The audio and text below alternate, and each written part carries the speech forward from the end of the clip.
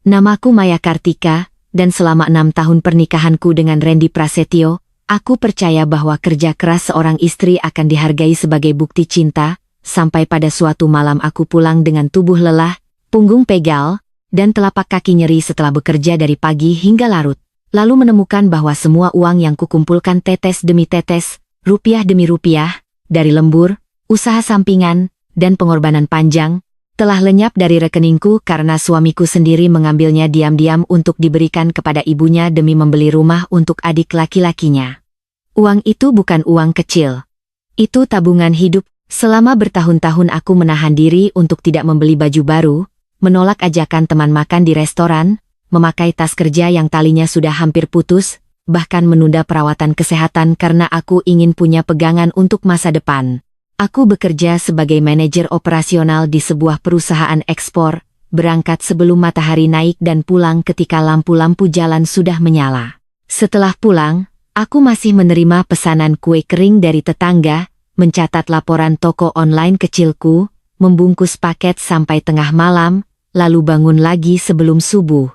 Randy tahu semua itu. Ia melihat mataku merah karena kurang tidur. Ia melihat tanganku melepuh karena oven. Ia melihat aku menghitung uang receh sambil berkata, "Sedikit lagi. Mas, nanti kita bisa punya rumah sendiri, tidak perlu terus tinggal dekat keluarga kamu." Dan setiap kali aku berkata begitu, Randy hanya tersenyum sambil mengusap kepalaku. "Sabar, Maya, kamu memang istri hebat." Aku kira itu pujian. Sekarang aku tahu, ia sedang menunggu waktu untuk merampas hasil kerjaku. Sejak awal, keluarga Randy memang selalu menganggapku sumber uang. Ibu mertuaku, Bu Ratih, perempuan bermulut tajam dan berhati penuh hitungan, tidak pernah benar-benar melihatku sebagai menantu, melainkan sebagai mesin ATM yang kebetulan bisa memasak, membersihkan rumah, dan melayani anaknya. Setiap kali datang ke rumah, ia selalu membawa daftar kebutuhan. Uang arisan, biaya berobat, cicilan motor adik Randy, uang sekolah keponakan, modal usaha kecil yang tidak pernah jelas, dan tentu saja permintaan paling sering.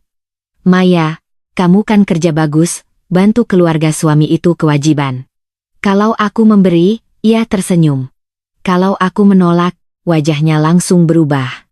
"Perempuan pelit tidak akan berkah hidupnya," katanya.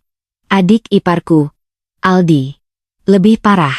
Ia laki-laki dewasa yang malas bekerja, tetapi selalu diperlakukan seperti bayi emas oleh Bu Ratih. Kalau Aldi bangun siang, Bu Ratih berkata ia sedang lelah mencari peluang. Kalau Aldi kalah judi online, Bu Ratih berkata ia sedang sial. Kalau Aldi meminta uang, semua orang harus membantu karena katanya laki-laki butuh modal untuk sukses. Sementara aku, yang benar-benar bekerja sampai hampir pingsan, disebut perempuan keras kepala kalau menyimpan uang untuk diriku sendiri. Randy selalu berdiri di tengah, tetapi bukan tengah yang adil. Ia selalu condong ke ibunya. "Maya, bantu dulu." "Kasihan Mama," katanya. "Maya, Aldi masih muda. Kita yang lebih stabil harus mengalah." Kita, padahal yang mengalah selalu aku, yang membayar selalu aku, yang kehilangan selalu aku. Puncaknya terjadi pada hari Jumat malam. Aku baru pulang dari kantor setelah menyelesaikan audit besar. Kepalaku berat, badanku ingin rebah, tetapi aku tetap mampir membeli nasi padang untuk Randy karena ia bilang belum makan. Saat sampai rumah, suasana ruang tamu aneh. Bu Ratih duduk di sofa dengan wajah puas, Aldi duduk sambil memainkan ponsel, dan Randy berdiri di dekat meja dengan ekspresi tegang. Aku meletakkan makanan dan bertanya, "Ada apa?" Tidak ada yang menjawab. Lalu ponselku berbunyi. Notifikasi dari bank. Transfer keluar sebesar hampir seluruh saldo tabungan utamaku. Jantungku berhenti. Aku membuka aplikasi dengan tangan gemetar. Saldo yang selama ini kubangun dari keringatku tinggal sisa kecil seperti ejekan. Aku menatap Randy. "Mas, ini apa?" Ia menelan ludah. Bu Ratih menjawab lebih dulu, santai sekali, seolah ia baru memindahkan piring, bukan merampas hidupku. "Uang itu dipakai untuk DP rumah Aldi, kesempatan bagus, jangan sampai lepas." Mataku panas. "Uang siapa yang ibu pakai?" Bu Ratih menatapku tajam. "Uang keluarga." Aku tertawa kecil, tetapi suaraku pecah. "Uang itu tabungan pribadi saya. Saya yang bekerja. Saya yang lembur. Saya yang mengumpulkan. Kenapa bisa dipakai tanpa izin saya? Randy mendekat, mencoba memegang tanganku. Maya, aku mau jelaskan. Mama butuh cepat. Rumah itu murah, lokasinya bagus. Aldi nanti bisa mulai hidup mandiri. Aku menarik tanganku. Mandiri dengan uangku? Aldi mendengus. Mbak, jangan lebay. Nanti juga diganti kalau aku sudah sukses. Aku menatapnya dari ujung kepala sampai kaki. Sukses dari tidur siang dan main game, wajah Aldi memerah. Bu Ratih langsung berdiri. Jaga mulutmu. Aku menatapnya tanpa mundur. Ibu yang harus jaga tangan dan hati ibu. Itu uang saya. Detik berikutnya, telapak tangan Bu Ratih mendarat di pipiku. Keras. Sangat keras sampai telingaku berdenging dan tubuhku oleng. Dasar menantu egois. Teriaknya. Kamu menikah dengan anakku berarti hartamu masuk keluarga kami. So tienai je lakunya tau, mai hongko kuyen. Jangan sok berkuasa hanya karena kamu punya gaji. Selama beberapa detik aku hanya berdiri diam, merasakan panas di pipiku menyebar ke seluruh tubuh. Aku menatap Randy. Aku menunggu ia membelaku. Aku menunggu ia berkata, Mama, jangan pukul istriku. Tetapi Randy justru memegang bahuku dengan kasar. Maya, minta maaf sama Mama. Kamu keterlaluan bicara begitu. Aku menatapnya tidak percaya. Aku yang harus minta maaf? Iya, katanya, suaranya meninggi. Mama sudah tua. Kamu jangan kurang ajar. Aku menunjuk pipiku. Ibumu menamparku. Randy menjawab, karena kamu memancing emosi. Kalimat itu seperti pisau terakhir yang memutus semua sisa cinta di dadaku. Lalu Bu Ratih menangis palsu, memegang dadanya, berkata, Randy, lihat istrimu. Dia menghina Mama, dia tidak rela membantu keluarga. Kalau kamu laki-laki, ajari dia hormat. Dan Randy, laki-laki yang pernah bersumpah melindungiku, mengangkat tangannya. Ia menamparku. Tidak sekeras ibunya, tetapi cukup untuk membuat dunia di dalam diriku benar-benar mati. Aldi terdiam. Bu Ratih membeku sebentar, mungkin tidak menyangka Randy benar-benar melakukannya, tetapi kemudian wajahnya puas. Randy berkata dengan napas berat, minta maaf, aku menatapnya lama. Laki-laki di depanku bukan suami lagi. Ia hanyalah anak ibunya yang memakai cincin pernikahan. Perlahan aku mengusap sudut bibirku yang terasa perih, lalu tanpa berpikir panjang, aku menampar Randy balik. Suaranya menggema di ruang tamu, semua orang terkejut. Randy memegang pipinya, matanya membesar. Aku berkata pelan, itu untuk tamparanmu. Sisanya akan kubalas lewat hukum.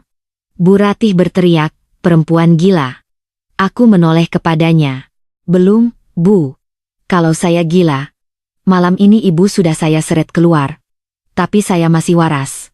Karena itu saya akan mengambil kembali semuanya dengan cara yang membuat ibu tidak bisa bersembunyi. Aku masuk kamar, mengunci pintu, mengambil tas, dokumen pribadi, laptop, buku tabungan, sertifikat kecil asetku, dan semua bukti transfer. Tanganku tidak gemetar lagi. Di luar, Randy mengetuk pintu, suaranya berubah panik. Maya, buka. Kita bicara. Aku membuka pintu setelah selesai mengemas. Ia melihat koperku dan wajahnya pucat. Kamu mau kemana? Aku menjawab. Pergi dari rumah ini. Jangan dramatis. Aku tersenyum dingin. Kamu baru saja mencuri tabunganku, membiarkan ibumu menamparku, lalu ikut memukulku. Kalau menurutmu ini drama, tunggu sampai bab berikutnya. Bu Ratih masih berdiri di ruang tamu, tetapi kini matanya mulai cemas. Kamu jangan macam-macam. Uang itu sudah dibayar ke developer, tidak bisa kembali. Aku menatapnya. Kalau tidak bisa kembali sebagai uang, akan kembali sebagai hutang, gugatan, dan kehilangan. Aldi berdiri gugup. Mbak, jangan libatkan aku. Aku tertawa pendek. Rumah itu untukmu, bukan? Nikmati dulu mimpi punya rumah. Sebentar lagi mimpi itu akan jadi bukti perkara. Aku keluar malam itu tanpa menoleh. Di depan pagar, hujan gerimis turun, seperti langit ingin membersihkan pipiku dari bekas tangan mereka. Aku naik taksi menuju apartemen kecil milik sahabatku, Siska, satu-satunya orang yang tahu sebagian besar perjuanganku. Begitu ia membuka pintu dan melihat wajahku lebam, ia langsung memelukku. Aku tidak menangis di rumah tadi, tetapi di pelukan Siska, air mataku akhirnya jatuh. Bukan karena aku lemah, tetapi karena tubuhku baru sadar bahwa ia baru saja selamat dari rumah yang selama ini perlahan membunuhku. Aku mau cerai, kataku. Siska mengangguk tanpa bertanya. Besok kita ke pengacara. Malam itu aku tidak tidur. Aku membuka laptop, menyalin semua bukti. Riwayat transfer dari rekeningku ke rekening Randy, akses mobile banking yang ternyata pernah ia daftarkan memakai ponselnya, pesan-pesan Bu Ratih yang sering meminta uang, rekaman suara lama ketika ia berkata uang istri adalah uang keluarga suami, serta bukti pembayaran DP rumah Aldi dari tabunganku. Aku juga menemukan sesuatu yang lebih besar. Randy ternyata sudah beberapa kali memindahkan uang kecil dari rekeningku selama berbulan-bulan, jumlahnya tidak besar agar tidak kusadari, tetapi totalnya cukup untuk membayar banyak kebutuhan keluarganya. Jadi malam itu bukan pencurian pertama. Itu hanya pencurian paling berani.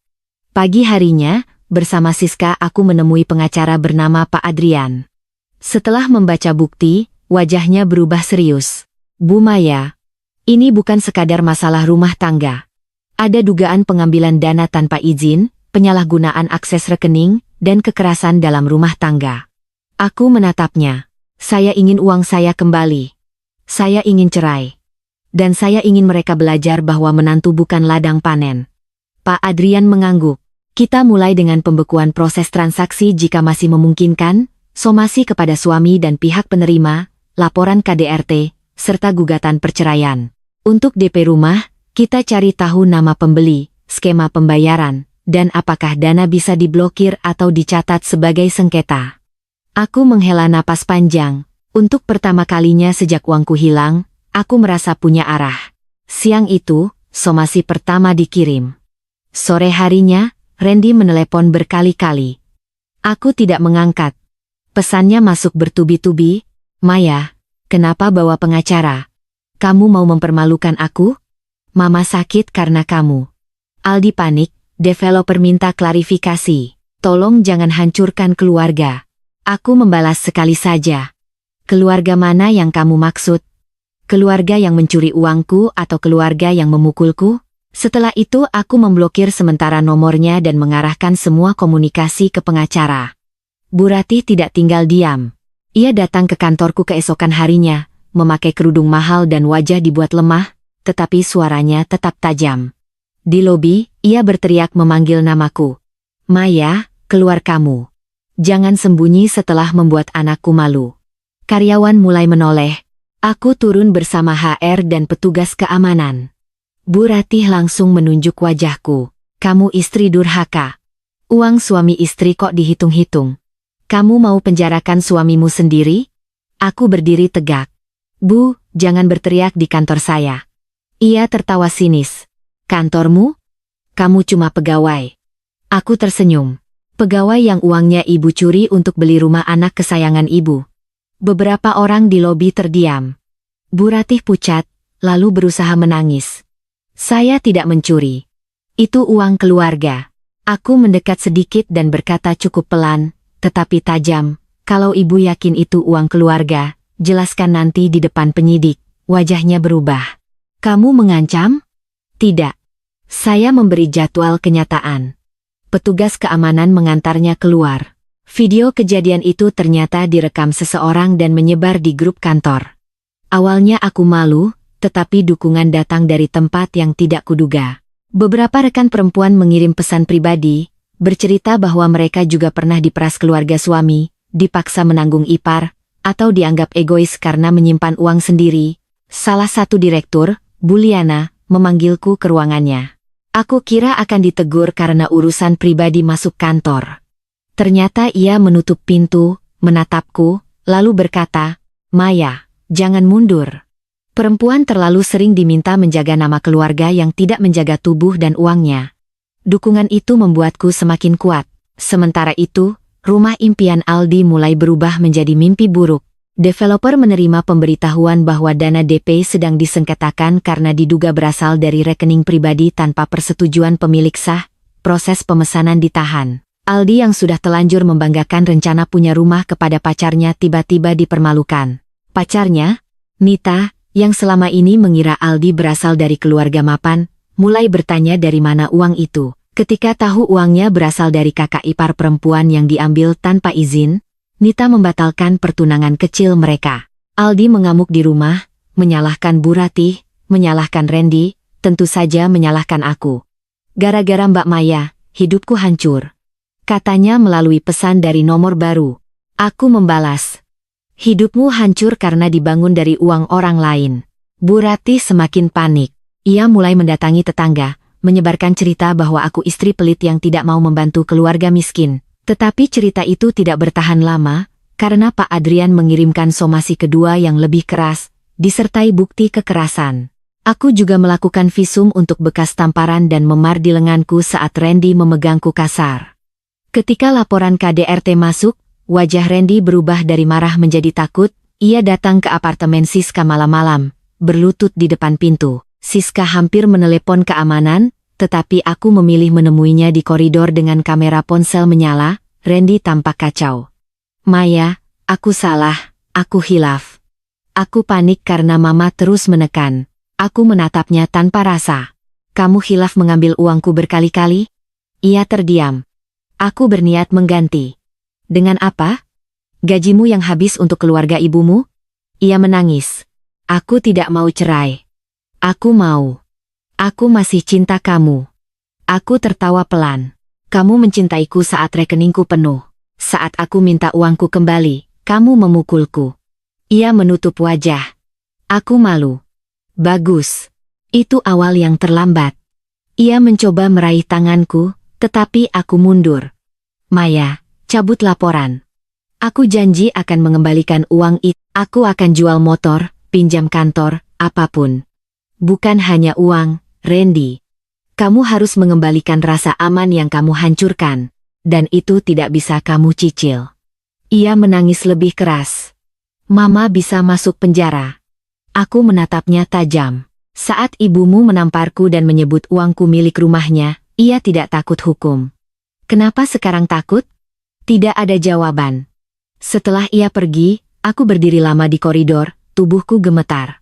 Bukan karena ragu, tetapi karena menghadapi orang yang pernah kita cintai dalam keadaan hancur tetap menyakitkan. Namun aku mengingat malam itu, tamparan itu, kalimat itu, uang ini sekarang milik rumahku, kamu tidak punya hak. Aku punya hak.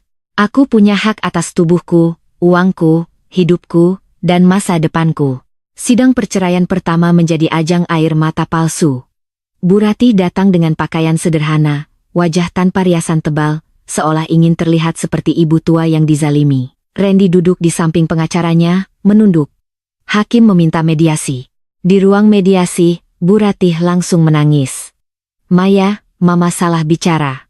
Mama hanya ingin membantu Aldi. Kamu kan sudah seperti anak sendiri. Aku menatapnya. Anak sendiri ditampar. Ia terisak.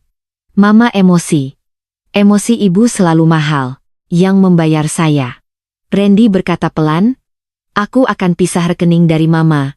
Kita mulai lagi. Tidak, jawabku. Ia tersentak. Aku belum selesai bicara. Aku sudah selesai mendengar. Mediator mencoba menenangkan. Aku menyampaikan syaratku, pengembalian seluruh dana yang diambil, permintaan maaf tertulis, proses cerai tetap berjalan, dan semua komunikasi lewat kuasa hukum. Bu Ratih mendadak berhenti menangis. Jadi kamu tetap mau cerai meski uang dikembalikan? Ya. Wajah aslinya muncul lagi. Dasar perempuan keras hati. Pantas rumah tanggamu hancur. Aku tersenyum dingin. Terima kasih sudah menunjukkan kepada mediator kenapa saya harus pergi. Randy menatap ibunya dengan marah, tetapi terlambat. Setiap ledakan Bu Ratih adalah bukti tambahan bahwa penyesalannya hanya muncul saat terpojok. Beberapa minggu berikutnya, tekanan semakin kuat. Rekening Randy diperiksa. Ternyata ia juga punya pinjaman online yang dipakai untuk menutup kebutuhan keluarganya. Gajinya sudah lama habis sebelum masuk rumah. Bu Ratih ternyata menjaminkan perhiasan palsu untuk meminjam uang dari tetangga. Aldi memiliki utang judi yang jauh lebih besar dari yang mereka akui. Rumah yang ingin dibeli untuk Aldi bukan awal kemandirian, melainkan tempat persembunyian agar penagih utang tidak terus datang ke rumah Bu Ratih. Saat fakta itu terbongkar, aku merasa mual. Uang hasil kerja kerasku hampir dikubur ke lubang utang laki-laki malas yang bahkan tidak pernah menghormatiku. Pak Adrian bergerak cepat. Karena sebagian uang DP belum diproses sepenuhnya, developer bersedia mengembalikan sebagian dana setelah pemotongan administratif, dengan catatan semua pihak menandatangani pembatalan. Randy menandatangani. Aldi menolak, mengamuk, lalu datang ke kantor developer dan membuat keributan. Polisi dipanggil.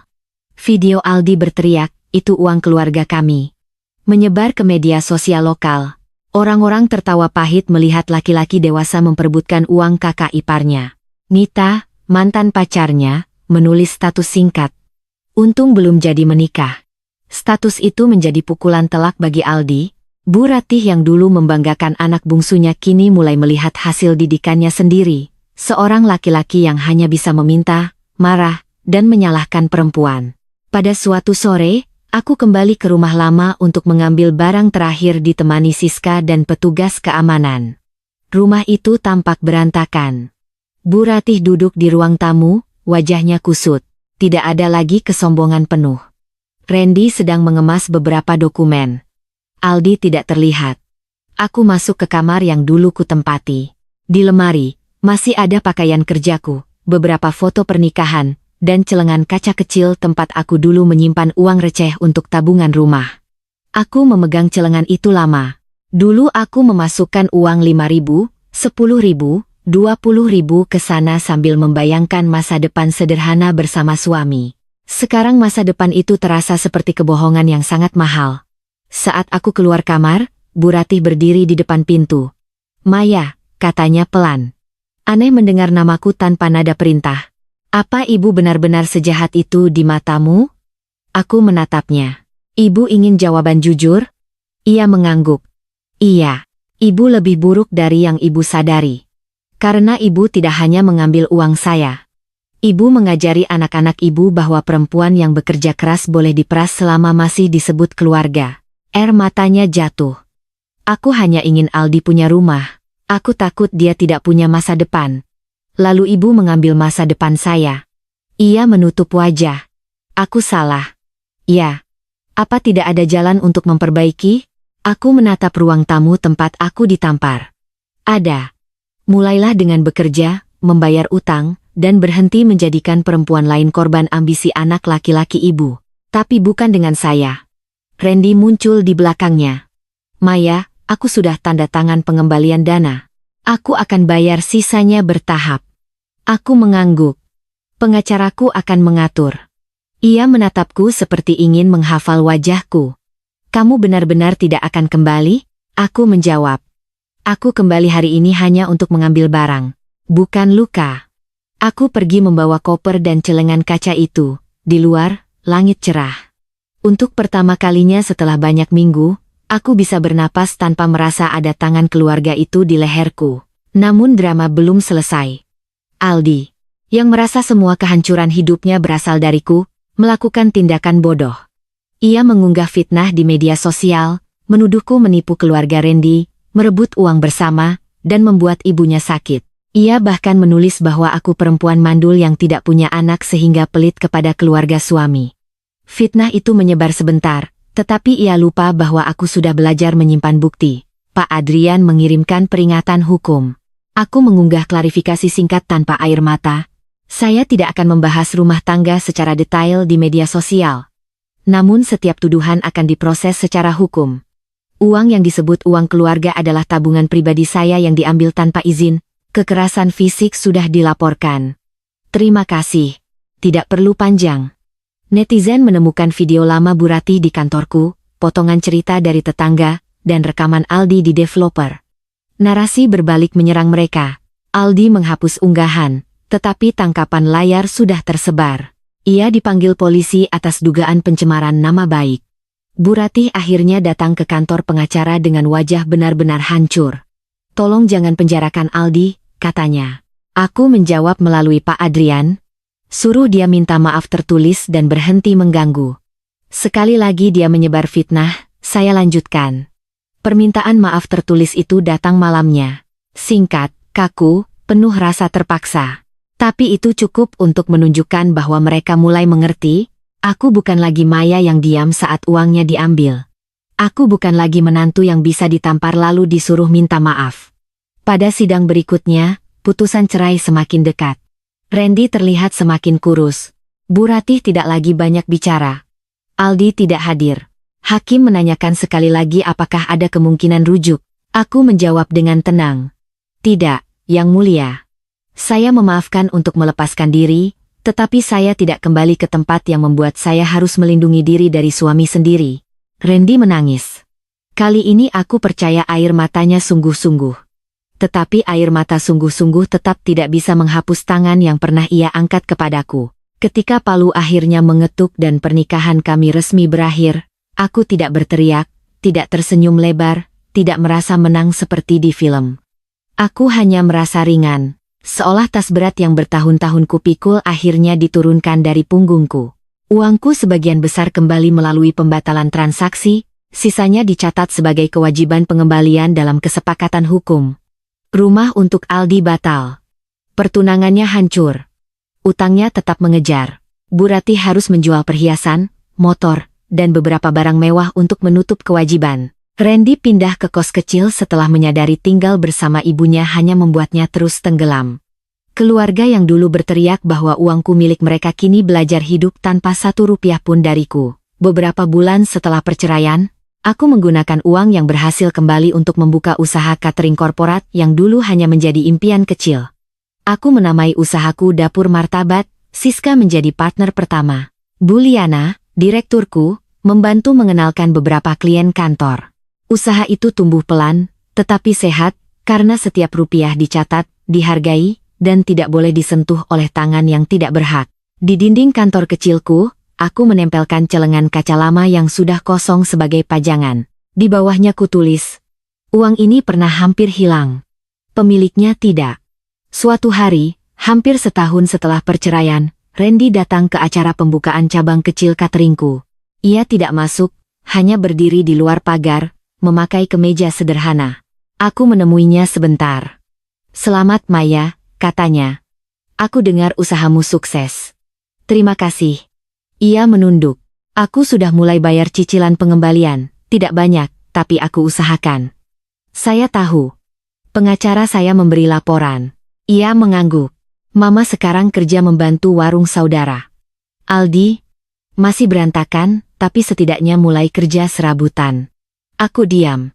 Itu bukan lagi urusanku, tetapi aku mendengarkan. Randy menatapku dengan mata penuh penyesalan. Aku belajar terlambat bahwa istri bukan milik keluarga suami. Uangmu bukan milikku. Tubuhmu bukan tempat kemarahanku. Aku minta maaf. Untuk pertama kalinya, permintaan maafnya tidak membawa permintaan lain. Tidak meminta rujuk. Tidak meminta laporan dicabut. Tidak meminta uang. Hanya maaf. Aku mengangguk pelan. Aku terima maafmu. Tapi hidup kita sudah berbeda jalan. Ia tersenyum sedih. Aku tahu. Setelah ia pergi, aku masuk kembali ke dapur produksi. Aroma nasi hangat, ayam panggang, dan kue baru keluar oven memenuhi ruangan. Para pegawai bekerja dengan tawa ringan. Beberapa di antara mereka perempuan yang juga pernah jatuh karena keluarga, utang, atau kekerasan. Aku sengaja mempekerjakan mereka, memberi pelatihan, memberi rekening atas nama mereka sendiri, dan selalu berkata, jangan pernah biarkan siapapun mengambil hasil kerja kalian dengan alasan cinta. Malam itu, setelah acara selesai, aku duduk sendiri di kantor kecil. Aku membuka buku catatan lama yang dulu berisi target tabunganku. Di halaman pertama tertulis, rumah sendiri, hidup tenang, masa depan aman. Aku tersenyum. Rumah itu belum sepenuhnya seperti yang kubayangkan, tetapi hidup tenang mulai datang. Masa depan aman sedang kubangun. Dan yang paling penting, aku menemukan kembali diriku yang pernah hampir hilang di ruang tamu rumah mertua.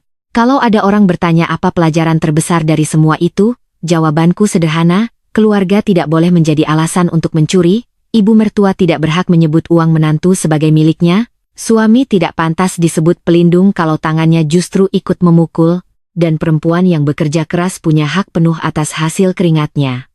Mereka mengambil uangku, tetapi kehilangan aku. Mereka ingin membeli rumah untuk anak emas mereka, tetapi justru merobohkan rumah tangga anak sulungnya. Mereka mengira aku akan menangis dan meminta diterima kembali, tetapi aku memilih menampar balik, menggugat cerai, mengambil kembali milikku, dan membangun hidup yang tidak bisa lagi mereka sentuh. Dan sejak hari itu, setiap kali aku melihat saldo rekeningku bertambah dari hasil usahaku sendiri, aku tidak hanya melihat angka. Aku melihat bukti bahwa harga diri yang pernah dirampas bisa pulang, asal pemiliknya berani berdiri dan berkata, "Cukup, mulai hari ini tidak satu rupiah pun dari hidupku menjadi milik orang yang tidak menghormatiku." Setelah putusan cerai resmi diketuk oleh hakim dan semua ikatan yang dulu kupertahankan dengan air mata akhirnya benar-benar putus, aku pikir badai dalam hidupku sudah selesai, tetapi aku salah karena keluarga yang pernah terbiasa hidup dari hasil kerja orang lain, tidak akan mudah menerima kenyataan bahwa sumber itu telah hilang. Dan benar saja hanya beberapa minggu setelah semuanya tampak tenang, gelombang baru datang dengan cara yang lebih licik dan lebih berbahaya. Kali ini bukan sekadar uang, melainkan reputasi dan masa depan yang ingin mereka hancurkan sebagai balasan atas keberanianku meninggalkan mereka. Suatu pagi ketika aku baru membuka kantor dapur martabat cabang kedua, Siska berlari masuk dengan wajah tegang sambil membawa ponsel. "Maya, kamu harus lihat ini sekarang," katanya, dan ketika aku melihat layar, darahku langsung dingin. Sebuah akun anonim menyebarkan tuduhan bahwa aku adalah perempuan licik yang memanipulasi keuangan keluarga suami, bahwa aku sengaja menjebak mereka dalam masalah hukum, bahkan lebih parah lagi, ada tuduhan bahwa aku berselingkuh dengan atasan di kantor sehingga bisa memiliki uang banyak. Fitnah itu ditulis panjang dengan gaya seolah-olah berasal dari orang dalam, lengkap dengan potongan foto-foto lama yang diambil tanpa konteks, dan di bagian komentar mulai bermunculan orang-orang yang percaya begitu saja tanpa tahu kebenarannya. Aku tidak perlu waktu lama untuk menebak siapa dalangnya, hanya satu orang yang cukup putus asa dan cukup bodoh untuk melakukan hal seperti itu. Aldi. Kali ini dia tidak hanya ingin uang, dia ingin menghancurkan namaku karena merasa hidupnya hancur akibat aku mengambil kembali hakku. Siska langsung panik, "Kita harus lapor polisi lagi," tetapi aku mengangkat tangan, menenangkannya, meskipun dalam hatiku amarah mulai membara lebih kuat dari sebelumnya, bukan karena fitnah itu menyakitiku, tetapi karena aku tahu ini bukan hanya tentang aku lagi, ini tentang semua perempuan yang selalu dianggap bisa diinjak, diperas, lalu dihancurkan ketika berani melawan. Aku menarik napas panjang lalu berkata pelan, "Kali ini kita tidak hanya bertahan, kita serang balik sampai mereka tidak bisa bangkit lagi." Dalam beberapa jam, aku dan Pak Adrian sudah menyusun langkah hukum baru, laporan pencemaran nama baik diperbarui dengan bukti digital, pelacakan IP akun anonim dilakukan, dan seperti yang kuduga, jejak itu mengarah langsung ke perangkat yang digunakan Aldi. Bukti itu begitu jelas, sampai bahkan tidak perlu penjelasan panjang, tetapi aku belum ingin langsung menjatuhkannya. Aku ingin mereka merasakan perlahan bagaimana dunia yang mereka bangun dari kebohongan runtuh satu demi satu di depan mata mereka. Sore itu aku mengadakan konferensi kecil di kantor, bukan konferensi besar, hanya pernyataan sederhana yang direkam dan diunggah ke media sosial resmi perusahaanku. Aku berdiri di depan kamera dengan wajah tenang, tanpa air mata, tanpa kemarahan berlebihan. Hanya suara yang tegas. Saya tidak akan menanggapi fitnah dengan emosi, saya akan menanggapinya dengan bukti dan hukum. Semua tuduhan yang beredar saat ini sedang dalam proses penyelidikan, dan saya pastikan siapapun yang menyebarkan kebohongan akan bertanggung jawab. Kalimat itu sederhana tetapi cukup untuk membuat publik mulai berpikir ulang, apalagi ketika beberapa rekan kerja dan klien mulai memberikan dukungan terbuka. Reputasiku yang selama ini kubangun dengan kerja keras tidak mudah dihancurkan hanya dengan satu unggahan fitnah murahan. Malam itu, Randy datang lagi. Kali ini tidak menangis, tidak memohon rujuk, tetapi dengan wajah penuh kelelahan dan rasa bersalah yang jauh lebih nyata daripada sebelumnya. "Maya, aku tahu Aldi yang melakukan ini," katanya pelan. "Aku sudah lihat bukti dari pengacaraku." Aku menatapnya tanpa emosi, dan ia menunduk. "Aku tidak bisa lagi membelanya. Aku sudah terlalu banyak salah. Aku datang bukan untuk minta kamu berhenti, tapi untuk bilang aku akan membantu membuktikan semuanya." Aku terdiam sejenak, tidak menyangka ia akhirnya sampai pada titik ini, bukan karena cinta, tetapi karena akhirnya ia benar-benar melihat akibat dari semua yang ia biarkan terjadi. "Kamu terlambat," Randy. Kataku pelan. Tapi kalau kamu ingin memperbaiki, lakukan dengan benar, bukan dengan kata-kata. Ia mengangguk. Aku siap jadi saksi? Kalimat itu menjadi titik balik yang tidak pernah ia capai selama pernikahan kami. Ironisnya, keberanian itu baru muncul setelah semuanya hancur. Dalam beberapa hari, kasus pencemaran nama baik berkembang cepat. Aldi dipanggil polisi.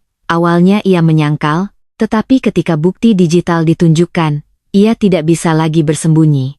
Bu Ratih datang ke kantor polisi dengan wajah panik, mencoba membela anaknya, mencoba memainkan peran ibu yang tersakiti, tetapi kali ini tidak ada yang tertipu, bahkan Randy berdiri di sisi yang berbeda, tidak lagi menjadi tameng ibunya, melainkan saksi yang menjelaskan bagaimana uangku diambil, bagaimana konflik terjadi, dan bagaimana adiknya melakukan fitnah. Aku melihat semua itu dari jauh, tidak ikut campur, karena kali ini aku tidak perlu lagi berdiri di tengah badai. Badai itu sudah cukup kuat untuk menghancurkan mereka sendiri.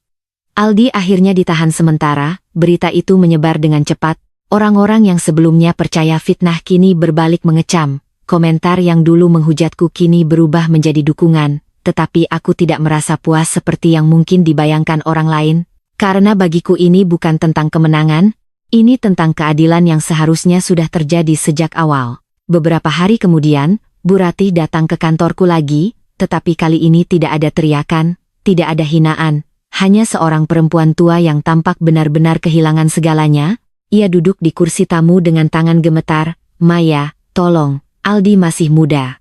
Suaranya pecah, aku menatapnya lama, melihat seseorang yang dulu begitu angkuh kini hancur oleh pilihan-pilihannya sendiri. Bu, waktu ibu menampar saya, ibu tidak berpikir saya juga manusia, kataku pelan.